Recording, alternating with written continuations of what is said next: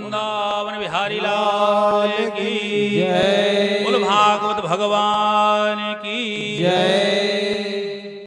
श्री तारकेश्वर जी यहाँ पे आए हुए हैं।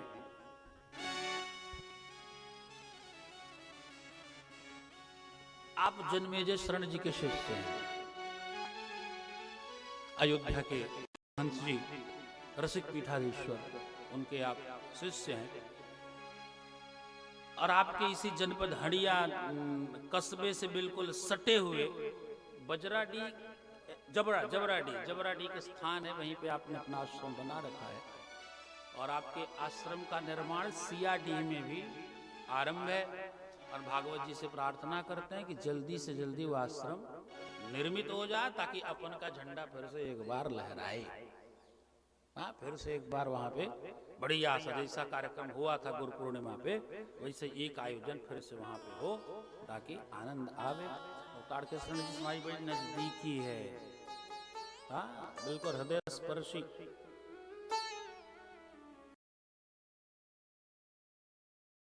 तो आप उनसे बहुत लोग परिचित भी हो जाएंगे तुरंत।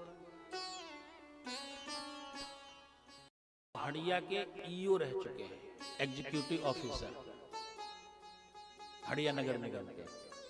और रिटायर्ड होने, सेवानिवृत्ति होने के पहले एक बार हमको फोन किए। पहले हमारा आपका कोई परिचय नहीं था। मेरी बड़ी आवश्यकता मुझे थी आपकी उन दिनों, जब मथुरा में आपकी गोवर्धन के रिसीवर होके रहे, बरसाना मंदिर के रिसीवर रहे। मथुरा, वृंदावन, गोवर्धन सब देखते थे। लेकिन उस समय ज्यादा जान पहचान नहीं हो पाई, तो हम जमीन नहीं ले पाए। बाद में बोले गोवर्धन में अपन की 7 हिस्सा है, उसी में से आधा आप ले लो और बनवाइए आप अपना आश्रम। आधे में आप, आधे में हम। हमारी इच्छा वृंदावन में थी, वृंदावन में एक आश्रम बने। लेकिन वो सेवा निवृत्त होने के 2 वर्ष पूर्व ही आपने संन्यास ग्रहण कर लिया। और अचानक हमको फोन किया, बोले आप कहाँ हैं? हमने कहा जी हम तो अपनी जन्मभूमि पे थे, जा रहे हैं प्रयाग। बोले आपका समय हमको चाहिए था। हमने कहा क्यों? तो बोले हमें संन्यास लेना है। तो मैंने पूछा आप अपने गृहस्थ धर्म से बिल्कुल सारे उत्तरदायित्व से निवृत्त हो चुके हैं कि कोई उत्तरदायित्व तो आपका बचा है? बोले कोई उत्तरदायित्व तो नहीं बचा, सारे उत्तरदायित्व से मैं निवृत्त हो गया हूं, अब मैं संन्यास लेना चाहता हूं। हमने कहा चुके हैं तो संन्यास लेने का आदेश आपको शास्त्र देता है, आप संन्यास ले सकते हो। तो बोले एक दिन समय दीजिए, हम आप बैठ कर थोड़ी बातचीत करेंगे। तो मैं एक दिन अब आया आपके आश्रम पे, तो बातचीत हुई और धीरे धीरे भूमिका बनते बनते और आप हम गृहस्थियों से आगे निकल गए, हम लोग पीछे रह गए दौड़ में।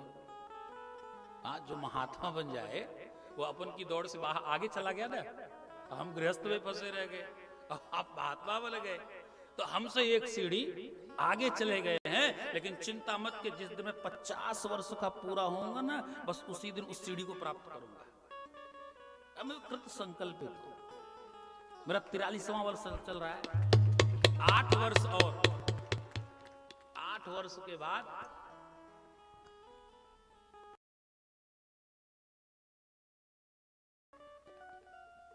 कथा तो जीवन पर्यंत चलेगी साहब, कथा तो नहीं रुक सकती। कथा तो मेरे जीवन का प्राण है। कथा समाप्त तो जीवन समाप्त। कथा तो चलती रहेगी। और ये गधे की तरह लादी कब तक धोएंगे? इसकी एक सीमा होनी चाहिए।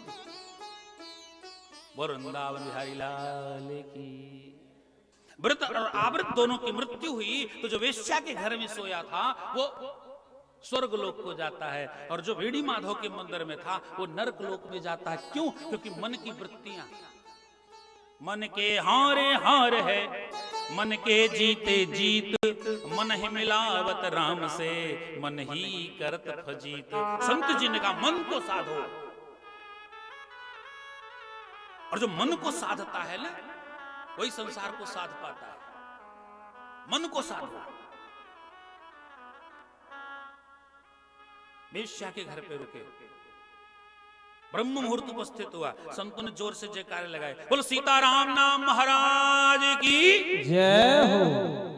अजामिल आ गया था रात में घर में कहीं से।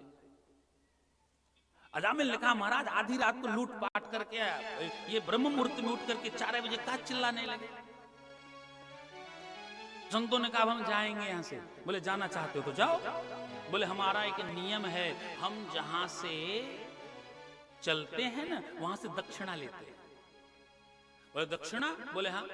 वेश्या के दरवाजे पे संत जन थे तो अजामिल ने इधर उधर देखा, कहीं मेरी पत्नी तो दिखाई नहीं पड़ रही है। जब नहीं दिखाई पड़ी तो अजामिल कहता है नाथ हमार इहै सेवकाई, नाथ हमार इहै सेवकाई, नाथ हमार इहै सेवकाई, नाथ हमार इहै सेवकाई।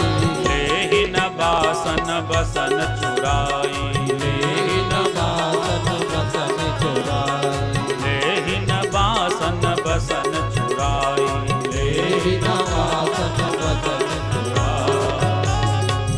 अजामिल ने कहा महाराज आप संत जन हमारे ही दरवाजे पे आए, हमने आपको लूटा नहीं, आपके लोटा।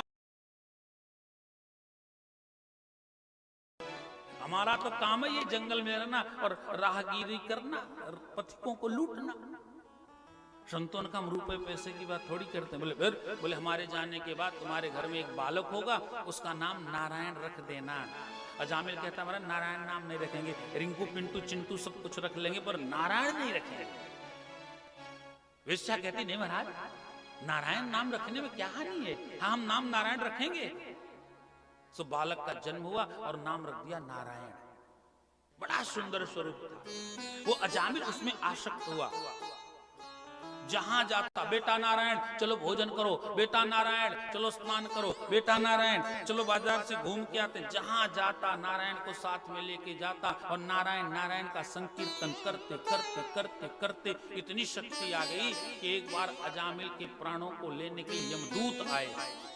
यमदूतों का दर्शन हो गया है अजामिल। जब यमदूतों का दर्शन हुआ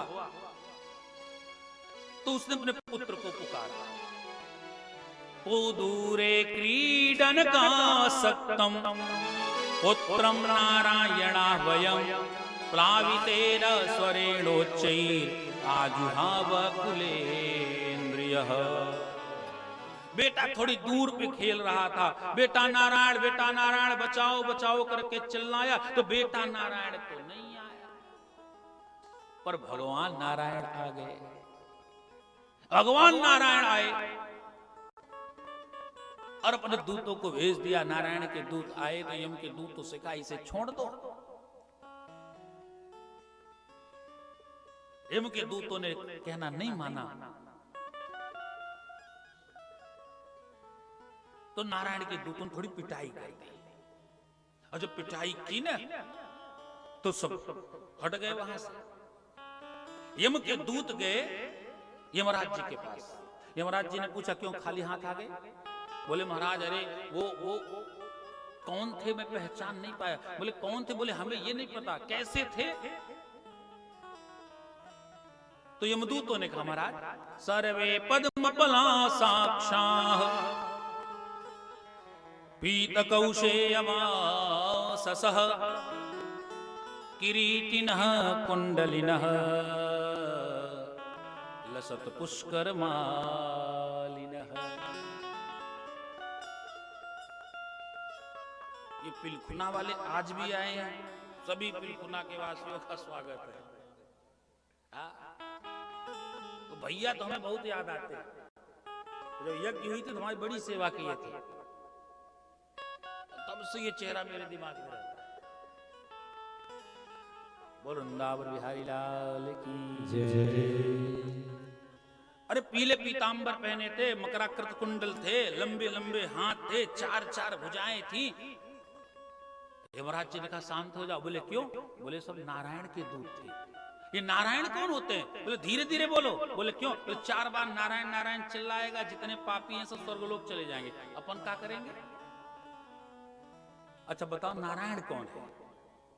वेदः नारायणः साक्षात् स्वयं भूरिति शुश्रुमः हे यमदूतों, वेद ही साक्षात नारायण है और नारायण ही साक्षात वेद है। तो महाराज ये बता दो किन लोगों को पकड़ के लाना, किन को पकड़ के नहीं लाना है। यमराज जी ने कहा जो भगवान का कीर्तन करें, जो भगवान का भजन करें, जो भगवान का वंदन करें, जो चरणोदक को ग्रहण करें, जो श्रद्धा से उनके चरणों में सिर झुकावें, उनको कभी पकड़ के मत लाना। और जो भगवान का कीर्तन नहीं करते, जो भगवान का गुणानुवाद नहीं करते, जो भगवान की भक्ति नहीं करते, जो भगवान को प्रणाम नहीं करते, उनको जरूर पकड़ के लाना। यमदूतों ने कहा महाराज एक बार हमारी तरफ से आप सुन लो। बोले हाँ। बोले जो कीर्तन करते हैं, जो भजन करते हैं, जो वंदन करते हैं, जो स्तुति करते हैं, जो स्मरण करते हैं, जो कथा सुनते हैं, उनको नहीं लाना है। बोले नहीं लाना है। बोले जो ये सब काम नहीं करते हैं उनको लाना है। बोले हाँ। बोले जो कथा सुनते हैं, बोले उनको नहीं लाना है। जो नहीं सुनता है, बोले उनको पकड़ के लाना है। और बोले जो कथा में आके सोफा पे सो जाते उनका क्या करना है।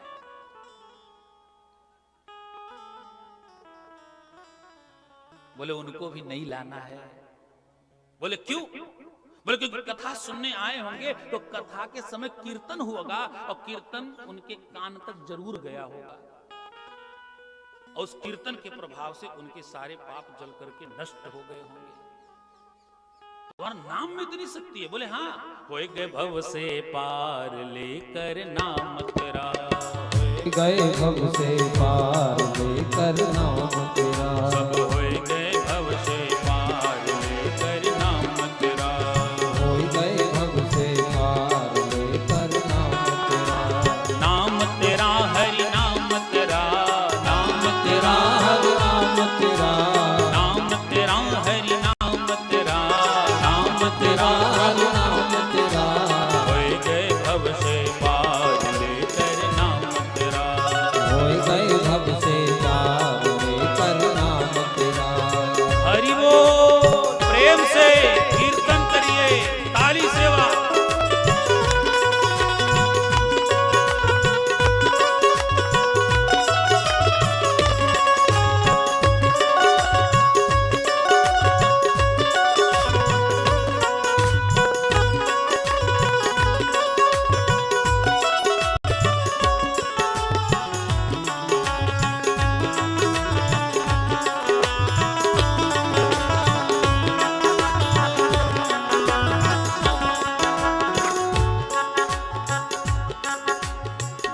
सभा में द्रुपद दुलारी, हरि सभा में द्रुपद दुलारी, हरि सभा में द्रुपद दुलारी, हरि सभा में द्रुपद दुलारी, कृष्ण द्वारिका नाथ पुकारी, कृष्ण द्वारिका नाथ पुकारी, बढ़ गया चीर अपार लेकर नाम तेरा, बढ़ गया चीर अपार लेकर नाम तेरा, नाम तेरा हरि नाम तेरा, नाम तेरा हरि नाम तेरा, नाम तेरा प्रभु नाम तेरा, नाम तेरा प्रभु नाम तेरा, सब होए रहे भव से पार लेकर नाम तेरा, होए गए भव से पार लेकर नाम तेरा, होए गए भव से पार लेकर नाम तेरा।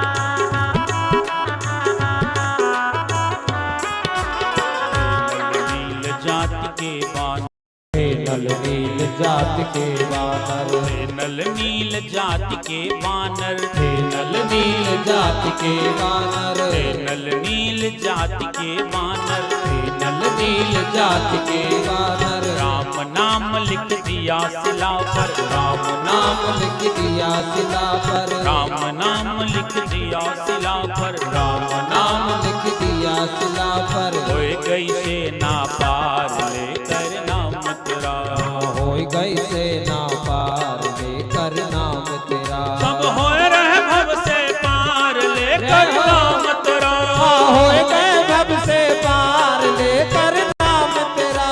नाम तेरा हरि नाम तेरा, नाम तेरा हरि नाम तेरा। बोल नाम तेरा प्रभु नाम तेरा, नाम तेरा प्रभु नाम तेरा। सब होए रहे भव से पार लेकर नाम तेरा, सब हो गए भव से पार लेकर नाम तेरा। हरि पार लेकर नाम तेरा।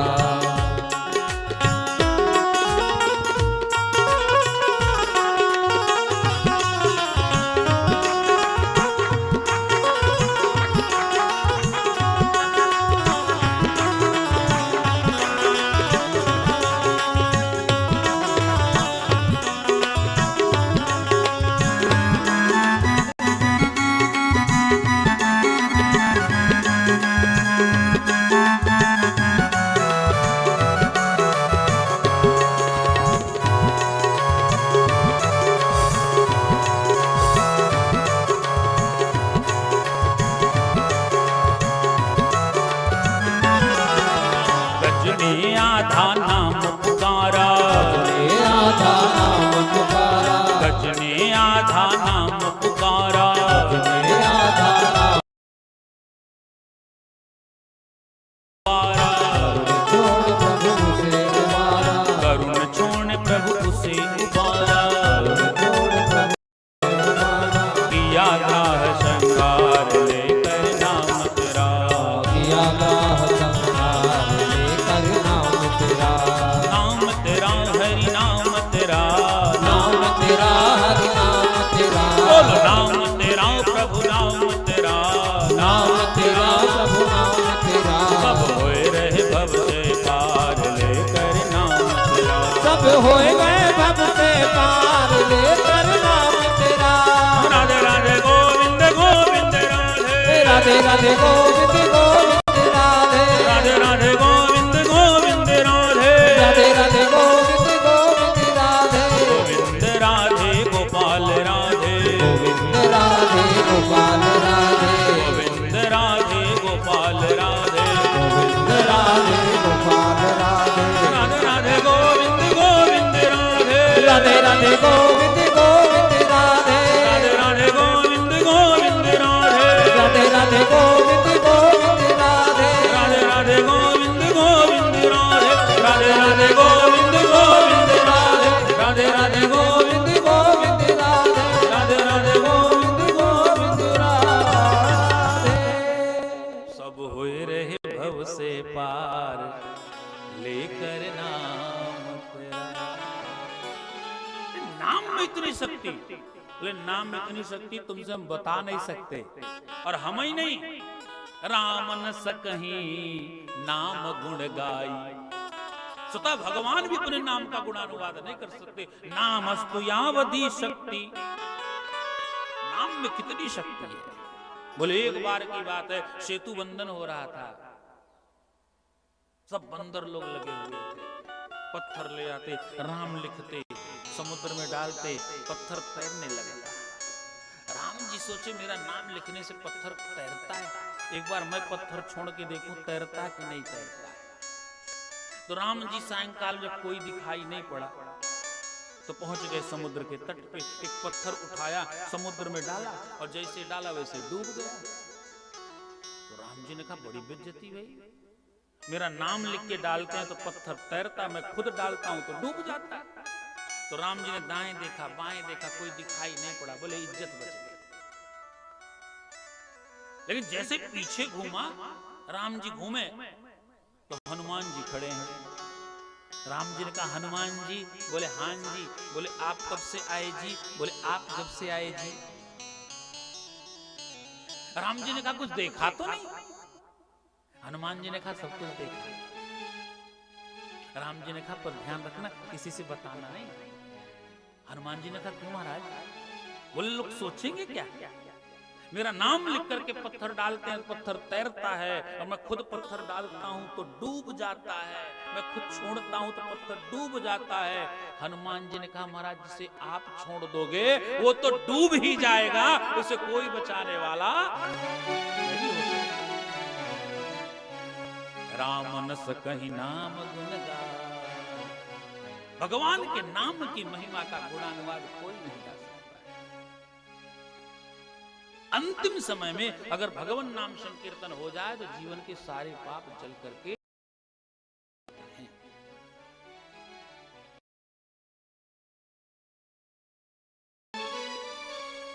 किम पुनः भयाग्रणन, मृत्यु के भय से भयभीत होकर के जब अजामिल ने अपने पुत्र का नाम लेकर के पुकारा तो साक्षात भगवान बचाने के लिए आ गए। तो जो श्रद्धा भाव के साथ भगवान को पुकारेगा उसे तो निश्चित रूप से भगवान बचाने के लिए आएंगे, इसमें कोई संदेह नहीं है। अजामिल ने उस दृश्य को अपनी आंखों से देख लिया था, उसे वैराग्य हो गया संसार से। उसने अपने परिवार का त्याग कर दिया, वेश्या को छोड़ दिया और जाकर के जंगल में रहने लगा। गत 60 वर्ष, केवल 60 वर्ष की अवस्था में ही अजामिल ने दिव्य गति को प्राप्त कर लिया है। स्वामी सुखदेव जी कहते राजा परीक्षित अगर पाप कर्म हो जाए तो प्रायश्चित करना चाहिए। अच्छा, पाप कर्म जितना बड़ा हो ना उसी के हिसाब से प्रायश्चित भी उतना बड़ा होना चाहिए। अब पाप कर्म बड़ा वाला कर लिया, प्रायश्चित छोटा वाला करेगा तो पाप का समन नहीं हो सकता। कपड़ा अगर गंदा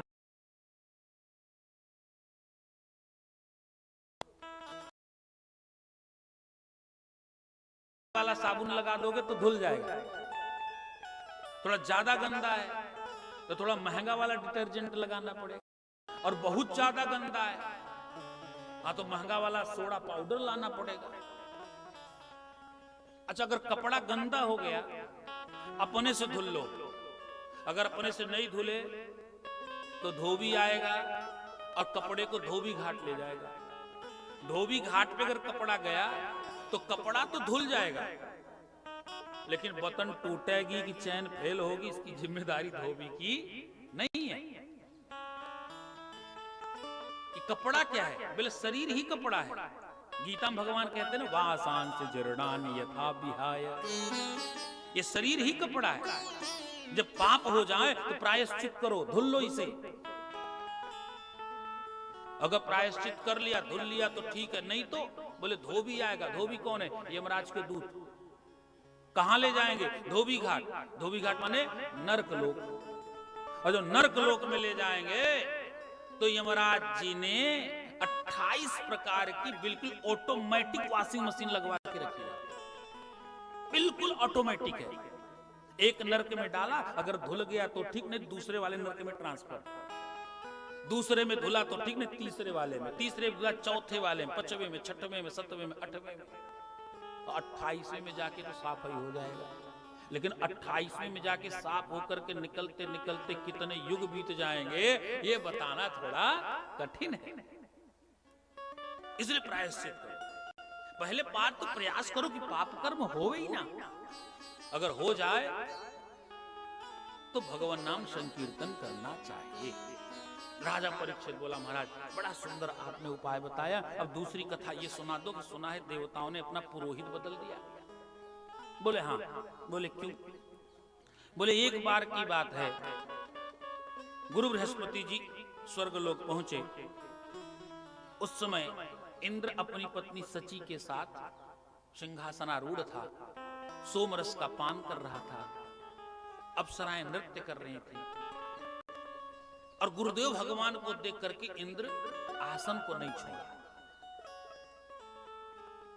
भगवान आ जाएं अगर न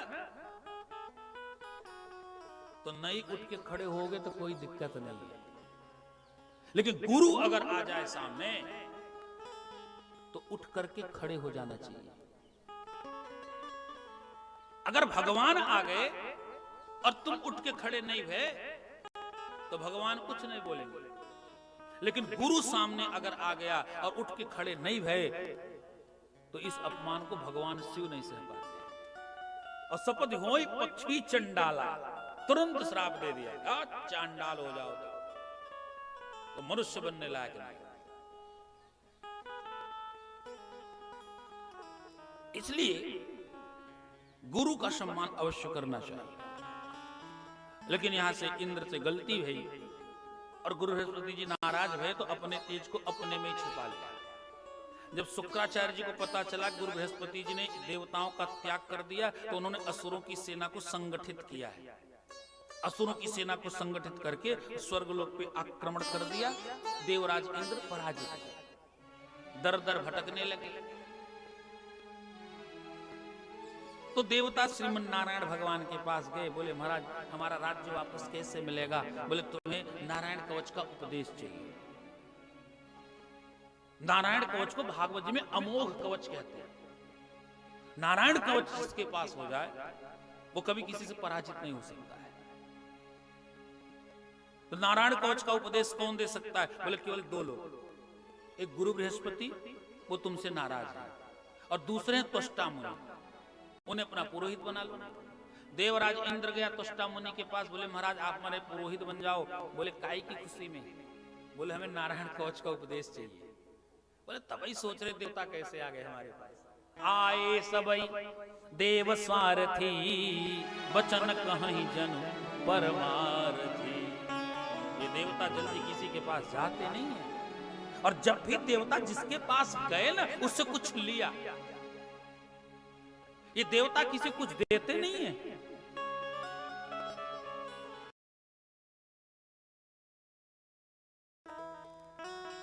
देने वाला कोई और है। ईश्वर कश्चित हल रूप्यन्न कर्मणा, कर्तारं भजते सोपी न यकर्तुर प्रभुर्हि सह। हमारे कर्मों के फल को देने वाला वो एक परमात्मा है। ये देवता जिसको प्रणाम किए ना उससे कुछ न कुछ लिया। त्वष्टा मुनि ने कहा नारायण कवच का उपदेश अपने पुत्र को दे दिया, विश्वरूप को। देवता लोग विश्वरूप के पास आए, हमारे पुरोहित बन जाओ। विश्वरूप पुरोहित बन गया, नारायण कवच का उपदेश दिया। नारायण कवच लिख करके भोजपत्र में इंद्र के हाथ में बांध दिया। इंद्र गया युद्ध करने के लिए तो नारायण कवच के प्रभाव से विजयी हुआ। स्वर्ग पर आधिपत्य हुआ देवताओं का। लेकिन एक बार की बात है, इंद्र ने एक यज्ञ को रचाया। विश्वरूप आहुतियां दिलवा रहा था, लेकिन उसकी माता असुर कुल से थी, इसलिए प्रत्यक्ष रूप से देवताओं को और अप्रत्यक्ष रूप से दैत्यों को आहुतियां दिलवाता था। इंद्र ने मना किया, ऐसी गलती मत करो। विश्वरूप नहीं माना तो इंद्र अपना तलवार निकाला और विश्वरूप के तीनों सिरों को काट दिया। विश्वरूप के 3 सिर थे। एक सिर से वो वेद मंत्र का पाठ करता था, एक सिर से वो अन्न ग्रहण करता था, और एक सिर से वो सुबरस का पान करता था। जब त्वष्टा मुनि को पता चला कि मेरे पुत्र विश्वरूप का वध कर दिया है इंद्र ने, तो उन्होंने एक यज्ञ किया और मंत्र बोले, इंद्र सत्रोर विवर्धस्व माचिरम जहि विद्विषम। इंद्र को मारने वाला शत्रु इस कुंड से पैदा हो। लेकिन जब स्वर की त्रुटि भई ना, अर्थ निकला इंद्र के हाथों मरने वाला शत्रु पैदा हो।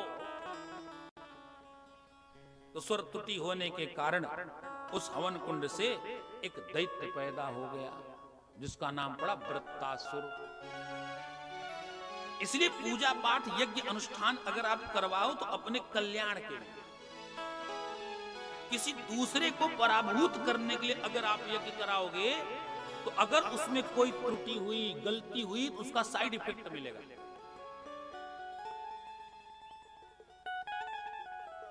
वृत्तासुर पैदा हुआ। पिताजी क्या आदेश है? बोले इंद्र का वध कर दो। वृत्तासुर पहुंचा युद्ध में, उसकी कला कौशल को देख करके उसने इंद्र की इतनी पिटाई की कि सारे देवता रण छोड़ के भाग गए।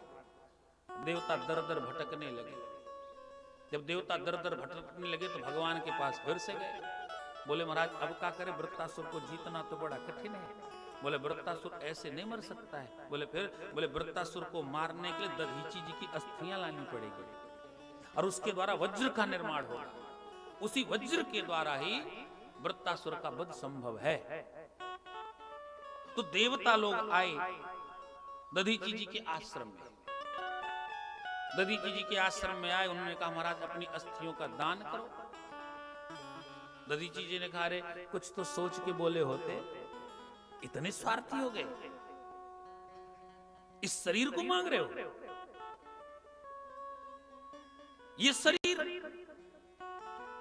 साधन धाम मोक्ष करी द्वारा, साधन धाम मोक्ष करी द्वारा, साधन धाम मोक्ष करी, मोक्ष करी द्वारा, पाइन जहीं परलोक समारा, पाइन जहीं परलोक समारा, पाइन जहीं परलोक समारा, पाइन जहीं परलोक समारा। इस शरीर से वर्ग चतुष्टय की प्राप्ति होती, धर्म अर्थ काम और अंत में मोक्ष पद की प्राप्ति होती। ये शरीर मांग रहे हो?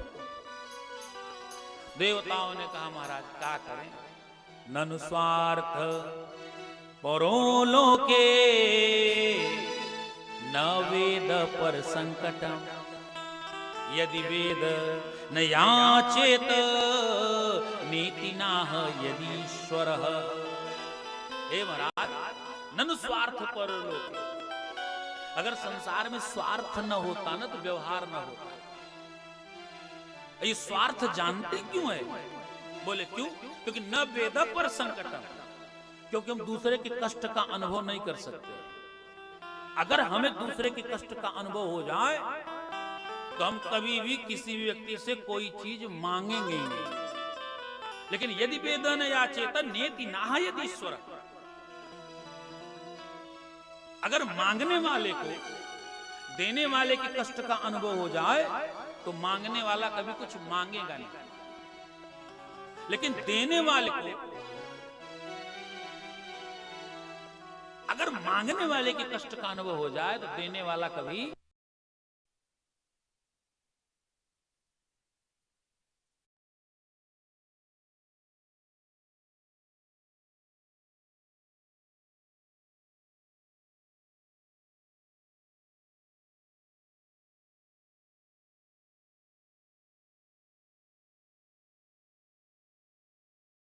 कुछ शेष है, मैं उसको उस आयु को भोगना चाहता हूं। तो दधीची जी ने अपने पूरे शरीर की प्राण को खींच करके अपनी नाक में रख लिया। बोले मेरी नाक को सुरक्षित रखना बस। बोले ठीक है। तो हड्डियों के द्वारा कई अस्त्र शस्त्र बने, वज्र बना, एक धनुष बना। धनुष जब बन रहा था तो थोड़ी हड्डी कम पड़ गई, तो जो नाक बची थी दधीची जी की, वही नाक उसमें जोड़ दिया। और जो नाक जोड़ा तो उसी धनुष का नाम पड़ा पिनाक। और वही पिनाक धनुष रखा हुआ था जनकपुर में, जिसमें आज भी विवाद है कि राम जी धनुष तोड़े कि नहीं तोड़े। कुछ लोग कहते राम जी धनुष तोड़े ही नहीं, कुछ लोग कहते नहीं तोड़े थे। लेत चढ़ावत खैचत गाढ़े, लेत चढ़ावत खैचत गाढ़े, लेत चढ़ावत खैचत गाढ़े, लेत चढ़ावत खैचत गाढ़े, काहु न लखा रहे सब ठाड़े, काहु न लखा रहे सब ठाड़े, काहु न लखा रहे सब प्रत्यंचा खींची, धनुष कब टूट गई इसको कोई नहीं देख पाया। एक संत ने कहा धनुष टूटी ही नहीं थी। बोले फिर? बोले वो पिनाक धनुष था न? बोले हाँ। बोले उसमें दधीची जी की नाक लगी थी और उसमें दधीची जी की आयु थी। लेकिन जैसे धनुष राम जी के हाथ में आया तो दधीची जी ने सोचा कि इस संसार से प्रस्थान करने से इससे बढ़िया कोई समय नहीं मिल सकता है। इसलिए जैसे ही राम जी ने धनुष उठाया वैसे उस धनुष से जो दधीची जी के प्राण थे वो निकल गए और जिस निष्प्राण भया तो धनुष कई टुकड़े में अपने आप विभाजित हो गया है। बोलो सियावर रामचंद्र की जय। उन्हीं अस्थियों से एक वज्र का निर्माण हुआ और उस वज्र को वृत्तासुर लेता है। वृत्तासुर उस वज्र को लेकर के पहुंच गया है युद्ध भूमि में। जब युद्ध भूमि में उस वज्र को लेकर के इंद्र पहुंचा युद्ध भूमि में, उधर से वृत्तासुर आया और वृत्तासुर ने देखा इंद्र के हाथ में दर्शन हो रहा है।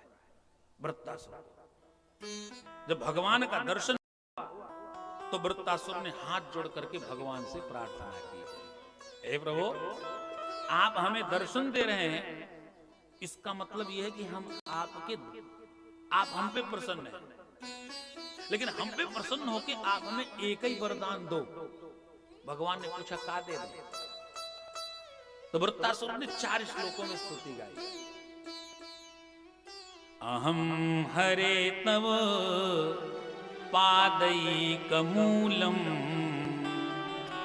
दासानुदासो भवितास्मि भूयः मनस्मरेता सुपतेर्गुणास्ते गृणीतवा कर्म करोतु कायः। हे हरे, क्या प्यारा संबोधन दिया। अहम हरे तव दासैक दास, हम पे आप प्रसन्न हो प्रभु, इसलिए आप हमें अपना दास मत बनाना। भगवान ने पूछा तब का बनाए? बोले दासानु, जो आपके दास हैं संत जन, उन संत जन के चरणों का सेवक बनाना। भगवान ने पूछा इससे तुम्हें क्या मिलेगा? बोले हमें ही सब कुछ मिलेगा। बोले क्यों? बोले संत जन थोड़ी ऊंचाई पे खड़े हैं और हम बिल्कुल माटी से जुड़े रहेंगे। जैसे करंट बह रहा हो, अगर कोई व्यक्ति काठ के चौकी पे खड़ा रहे और वो करंट को छुए तो जो चौकी पे खड़ा है उसको करंट नहीं लगेगा।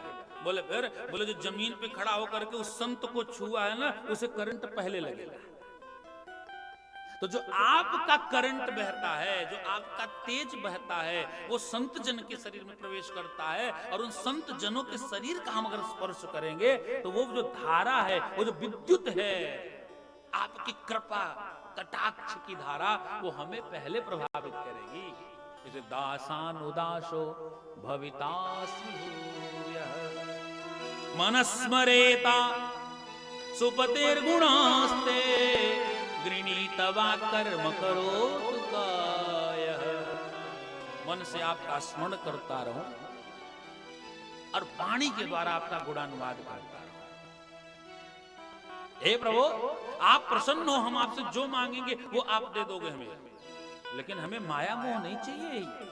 न नाक पृष्ठम न च पानमेष्ठ्यम न सार्वभौमम न रसाधिपत्यम न योगी सिद्धै न पुनर्भवम वा समंजसत्वा विरहय्यकांक्षे।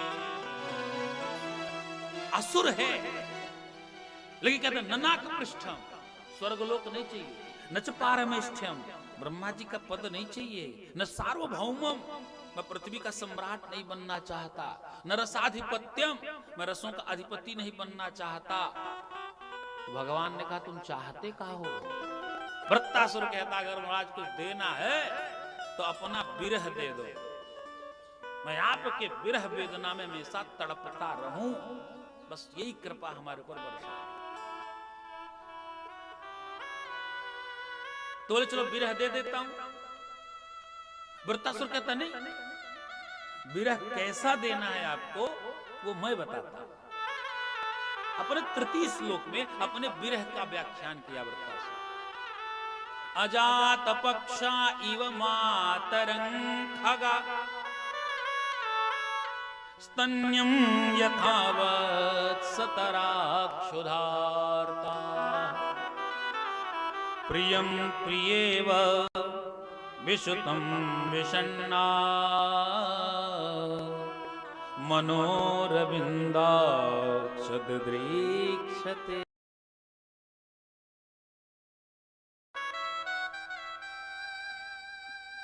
वृत्तासुर ने कहा महाराज विरह दो। बोले कैसा विरह? बोले अजात पक्षा, वो पक्षी जिसके पंख अभी नहीं निकले हैं, जिसकी पूरी दुनिया उसके घोंसले में ही है, लेकिन उस पक्षी की जो मैया है वो कहीं चारा चुगने के लिए चली गई, उसे आने में देरी भई। अब वो भयभीत हो गया चूजा जो घोंसले में पक्षी है, जिसके पंख नहीं निकले हैं। वो सोचने लगा मेरी माँ है नहीं, अगर कोई सर्प आ जाए खा लेगा तो मृत्यु के भय से भयभीत होकर के जिस तरह से वो अजात पक्षी अपनी मैया को याद करता है, उसी तरह से संसार के भय से भयभीत होकर के हम आपको याद करें। भगवान ने कहा दे दूं? बोले रुको महाराज गलती हो गई। बोले क्या? बोले मैं विरह मांग रहा हूं ना। भगवान ने कहा लेकिन दृष्टांत तो मैंने भय का दे दिया, अब महाराज थोड़ी सुधार कर लेने दो। भगवान ने कहा सुधार कर ले भैया। तो वृत्तासुर बोला स्तन्यम यथावत सतराक्षुधारता, जैसे बछड़ा है 4-6 दिन का, और गौ माता चली गई जंगल में चरने के लिए। जब बछड़ा भूखा हुआ तो अपनी मां को याद करता है, जिस तरह से जंगल में गई हुई गौ माता को बछड़ा याद करता है, हे प्रभु उसी तरह से हम आपको याद करते रहें।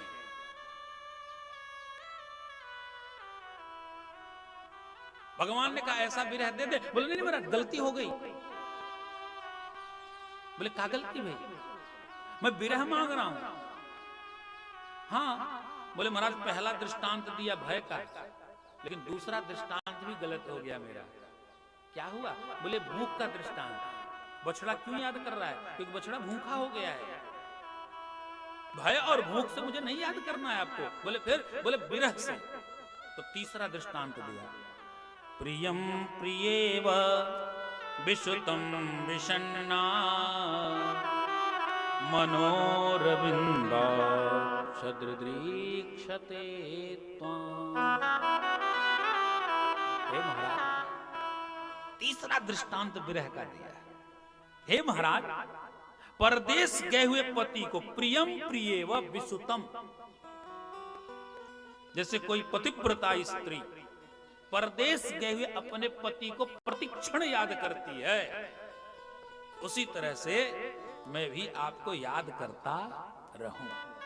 भगवान ने कहा अब तो बिल्कुल स्वस्थ चित्त से बोले हाँ महाराज बस ऐसा ही विरह मुझे दे दे। तो भगवान ने कहा एवं अस्तु। 4 श्लोकों में स्तुति करके खड़ा हुआ वृत्तासुर और इंद्र से कहता देरी क्यों करता, जल्दी से मेरा वध कर दे ताकि इस असुर योनि से मेरी मुक्ति हो जाए।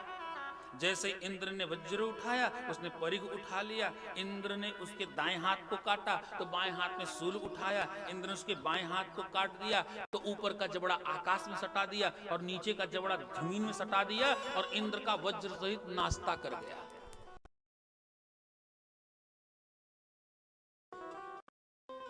लेकिन नारायण कवच बंधा हुआ था इसलिए जीवित रहा इंद्र, और 1 वर्ष में उसके पेट को फाड़ करके बाहर निकला। मनुष्यों की आयु से 1 वर्ष। और बाहर आने के बाद वज्र के द्वारा वृत्तासुर के सिर को काटा है और फिर वृत्तासुर का की मुक्ति हुई है और देवताओं का आधिपत्य हो। कथा सुनते राजा परीक्षित ने कहा महाराज क्षमा करना अगर हमसे सुनने में भूल हो रही हो।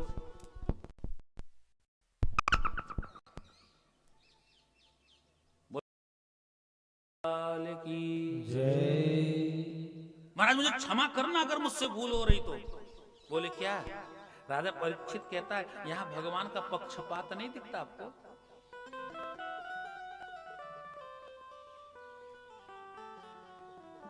भगवान पक्षपात नहीं कर रहे हैं यहाँ पे।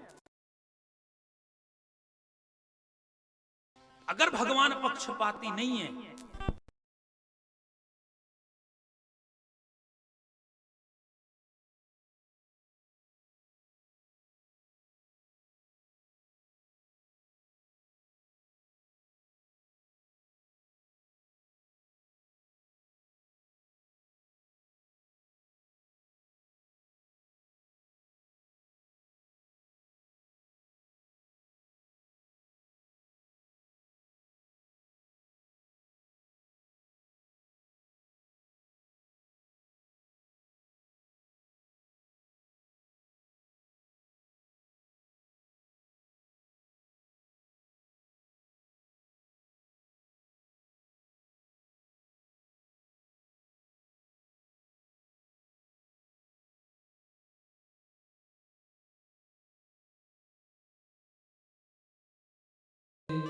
कृष्ण गोविंद गोविंद गोपाला, गोविंद गोविंद गोपाला, कृष्ण गोविंद गोविंद गोपाला, कृष्ण गोविंद गोविंद गोपाला, कृष्ण गोविंद गोविंद गोपाला, कृष्ण गोविंद गोविंद गोपाला, भज मुरली मनोहर नंद लाला, भज मुरली मनोहर नंद लाला, भज मुरली मनोहर नंद लाला, भज मुरली मनोहर नंद लाला, मुरली मनोहर नंद लाला, भज मुरली मनोहर नंद लाला, भज मुरली मनोहर नंद लाला, भज मुरली मनोहर नंद लाला, भज मुरली मनोहर नंद लाला, भज मुरली मनोहर नंद लाला, भज मुरली मनोहर नंद लाला, भज मुरली मनोहर नंद लाला, भज मुरली मनोहर नंद लाला, भज मुरली मनोहर नंद लाला, भज मुरली मनोहर नंद लाला। भगवान का पक्षपात आपको दिखा? स्वामी सुखदेव जी बोले मुझे तो दिखाई नहीं पड़ा। राजा परीक्षित कहता लो, नारायण कवच के उपदेश का उपाय किसने बतलाया? भगवान ने बताया। वृत्तासुर का वध कैसे होगा ये उपाय देवताओं को किसने बताया? नारायण ने बताया। अगर नारायण पक्षपात न करते और वृत्तासुर के मृत्यु का महात्म न बताते तो भला बताओ वृत्तासुर का वध कैसे हो?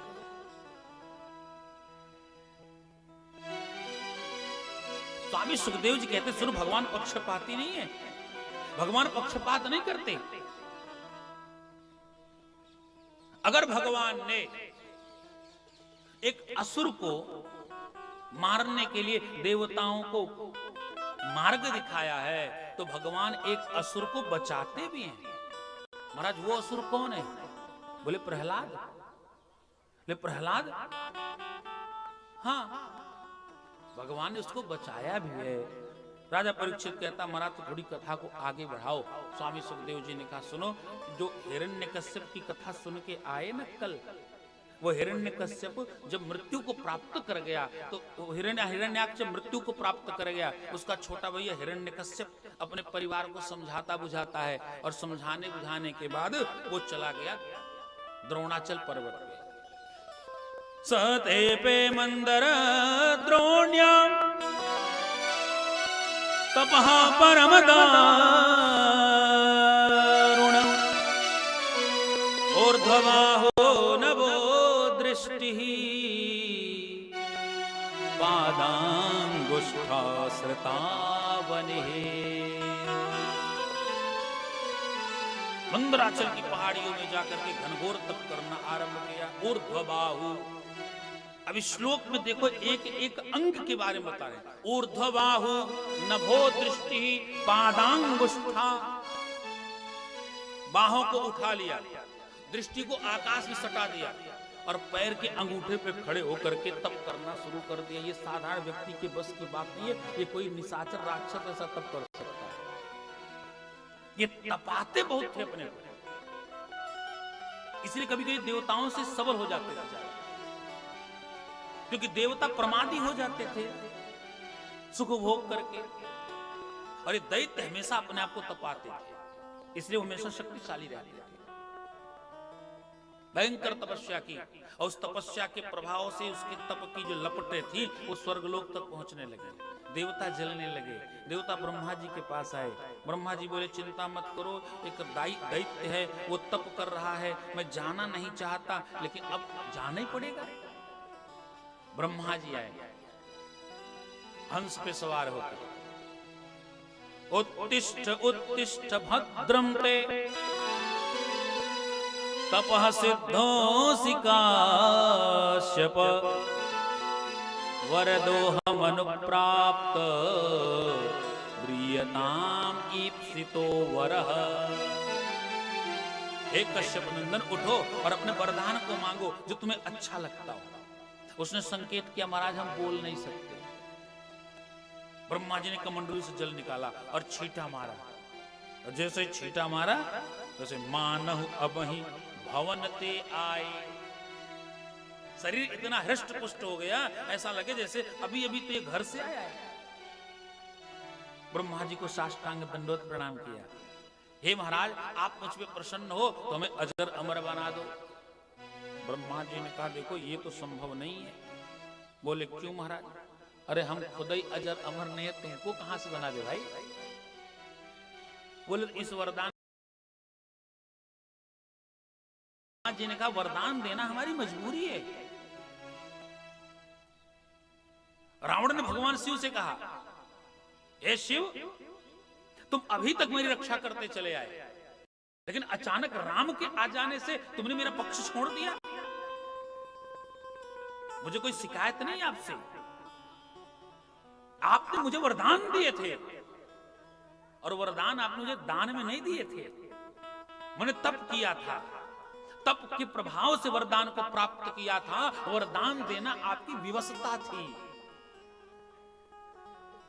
ब्रह्मा जी कहते हैं भैया तूने तप किया है तो वरदान देना ही पड़ेगा। एक की जगह पे 10 वरदान मांगो, मैं तुम्हें देने के लिए तैयार हूं। हिरण्यकश्यप सोचा जब एक के बदले 10 देखने को तैयार ही हैं तो चलो मांगे ही लेते हैं। तो उसने कहा नांतर बहिर्दिवा नक्तम मन्यस्मादपि चायुधै न भूमौ नाम्बरे मृत्युर न नरैर्न मृगैरपि। मेरी मृत्यु न अंदर हो न बाहर हो न ऊपर हो न नीचे हो, न अस्त्र से हो न शस्त्र से हो न मनुष्य से हो न पशु से हो, न दिन में हो न रात में हो, सर्वत्र से अपने आप को सुरक्षित कर लिया।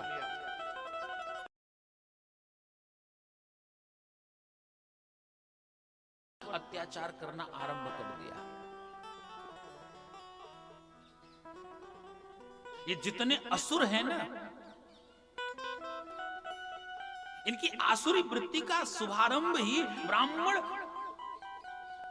गाय, गोविंद, गीता, गायत्री और गंगा को त्रस्त करने से शुरू होता है। ये सनातन धर्म के मूल है।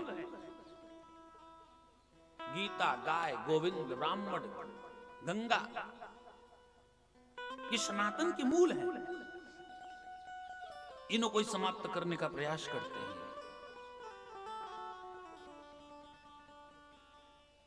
लेकिन संयोग से उसी के घर में एक भक्त का जन्म हुआ जिसका नाम है प्रहलाद। और प्रहलाद जी जब छोटे से थे ना तो क्वचित गायत वैकुंठ, कभी कभी गाने लगते, कभी कभी रोने लगते थे, कभी हंसने लगते थे, कभी नाचने लगते थे। जब उन्हें ऐसा लगे मेरा गोविंद मेरे पास है तो नृत्य करते, मुझसे दूर हो गया तो रुदन करने लगते थे। थोड़े और बड़े भय तो प्रहलाद जी को भेज दिया गुरुकुल में विद्या पढ़ने के लिए। और शुक्राचार्य जी के 2 पुत्र हैं, संड और अमरक, दोनों ने पढ़ाना आरंभ कर दिया है। कुछ दिनों तक विद्या अध्ययन कराने के बाद और लेकर के आए हिरण्यकश्यप के समक्ष। हिरण्यकश्यप ने गोदी में बिठाया प्रहलाद जी को, हे पुत्र गुरुकुल में जो अब तक तुमने पढ़ा है ना उसमें से कोई एक अच्छी बात बताओ। प्रहलाद जी ने सोचा कोई अच्छी बात तो बता ही नहीं गई, लेकिन पिताजी पूछ रहे हैं तो बताना ही पड़ेगा। प्रहलाद जी ने कहा पिताजी तत्साधु मन्ये सुरवर्य देहिनाम सदा समुद्विग्न धिया मशग्रहा हित्वात्मपातं गृहमन्धकूपं वनं गतो यत् हरिमाश्रये। हे असुरवर्य, आप अपने आप को सर्वशक्तिशाली कैसे मान लेते हो? आप शक्तिशाली हो सकते हो, सर्वशक्तिशाली नहीं हो सकते। सर्वशक्तिशाली वो है जो लोगों को शक्ति प्रदान करता हो। आपको शक्ति देने वाला कोई और है। और जो शक्ति आपको प्रदान करता है, हे पिताजी, उसी का भजन करो।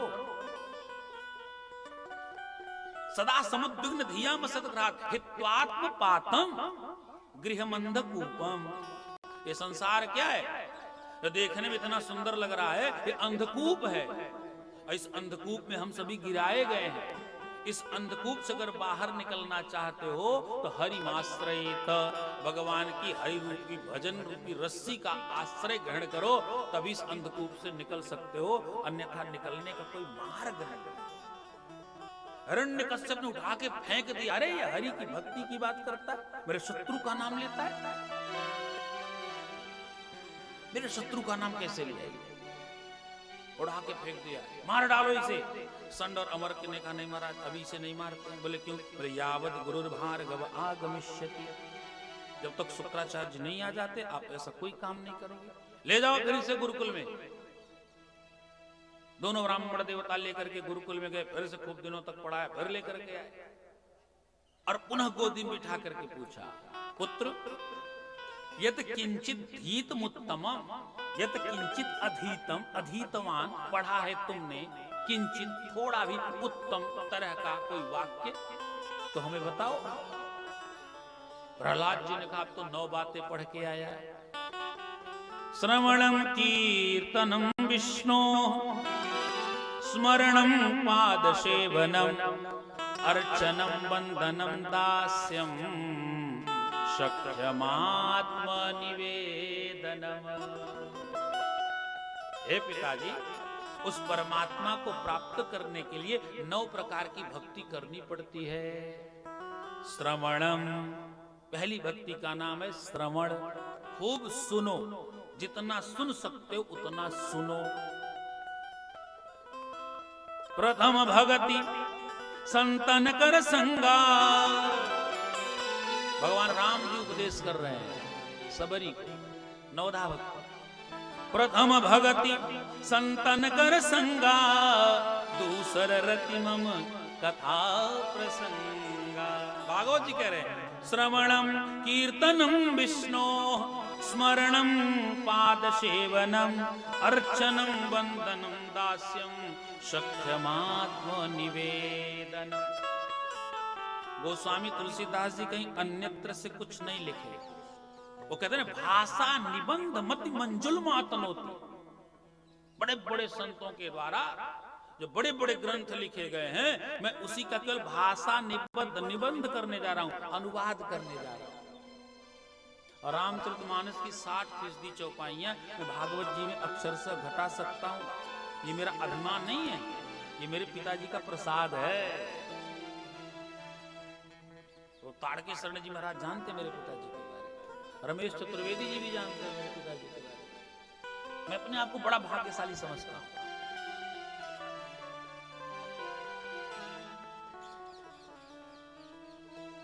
मैं जो कुछ भी हूं ना, अपने पिताजी के तपोबल से हूं। मैं जो कुछ भी हूं, 80 साल की अवस्था में भी 9 घंटे गायत्री अब भी जपते हैं, 24 घंटे में 9 घंटे। सुबह के 4 बजे से पूजा चालू होती है, 7 साढ़े 7 तक, फिर दोपहर में 3 घंटे, फिर रात में 3 घंटे। अपन सोचते हैं कैसे बैठते इतना ज्यादा। अभी बीच में बहुत बीमार हो गए थे, लेकिन फिर भी साधना में कोई परिवर्तन नहीं, कोई अंतर नहीं। वो समय से सारी क्रियाएं हो रही थी। मैं अपने आप को सौभाग्यशाली समझता हूं। मुझे भागवत जी का अध्ययन करने के लिए वृंदावन जाना पड़ा, लेकिन मुझे मानस जी का अध्ययन करने के बाहर नहीं जाना पड़ा। मेरे मानस के गुरु मेरे पिता हैं। श्रवणम कीर्तनम विष्णु, स्मरणम पाद सेवनम, अर्चनम वंदनम दास्यम, शक्यमात्म निवेदनम। पहले सुनो कथा को, श्रवणम कीर्तनम, कथा को सुनने के बाद कीर्तन करो, कथा को खूब सुनाओ। सच्चा श्रोता कौन है? आवश्यकता पड़ने पे सुने और सुनाए भी, वही सही श्रोता है। जिनके श्रवण समुद्र